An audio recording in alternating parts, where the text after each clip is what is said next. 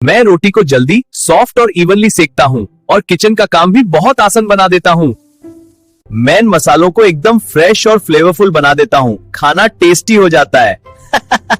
इस जूसर से हर फ्रूट और वेजिटेबल का रसा तुरंत मिलेगा, सेहत भी बनी रहेगी और दिन एनर्जेटिक लगेगा। हर सुबह मैं गर्मा गर्म टोस्ट तैयार करता हूँ, मूड भी बना देता हूँ। देखो, ब्लेंडर से सब कुछ एकदम स्मूथ बन जाता है। जूस हो या शेक, टाइम भी बच जाता है और स्वाद भी।